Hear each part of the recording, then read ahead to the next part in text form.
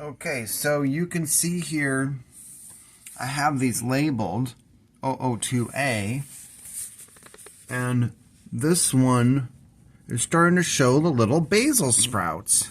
Look at that. Very small. This one was capped. I had it in my little spreadsheet. Capped. It had the cap on it. I just unsealed it last night once I saw these things coming, because I'm like, okay, it did its job. It was capped with light water and not too much coffee grounds. I think it was only like up to here coffee grounds. The rest is normal dirt.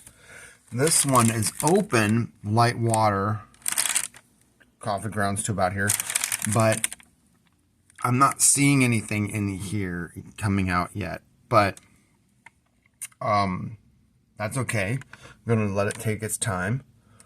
Now this one was a little bit more water and then more coffee grounds, and it's just not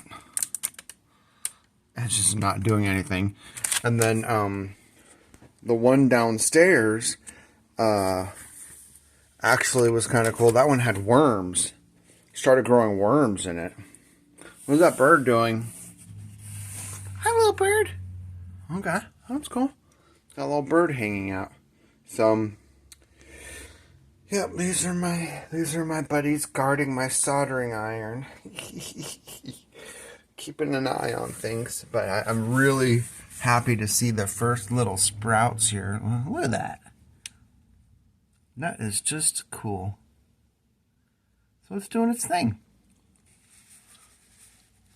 The fact that there's two is a good sign.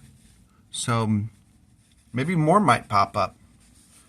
So, but I think they're too small to need to transpose to something yet. I think I'm just gonna wait till they're really strong and then like kind of like popping out, and then maybe make it wet and then just take the whole thing out, you know, because I don't want to risk damage. They're too small to transfer to anything yet. So I'm just gonna let them chill in here for a little while.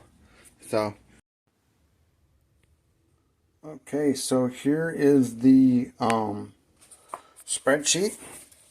Like we saw upstairs, this one was the winner, where this generated a sprout that's germinating, so that's great. And now let's look at the downstairs ones. This one, 001A, that's capped, just kind of made sludge. I haven't really seen any worms in there. None of these down here with the high coffee ground content that were really wet and stuff did any kind of sprouting. Okay, so this one was just sludge. This one made a worm that came out late last night. I came downstairs late last night and I didn't see any sprouts, but I did see two worms, okay? Very small earthworms. So, and they weren't in there originally from what I saw, so it looks like they might have been like an egg or something that grew. I have no idea. This just ended up being moldy sludge. This one just ended up being moldy sludge. So, what did we learn? Well, if you want to make worms, then this one, capped, not too wet, high coffee content, coffee grounds content.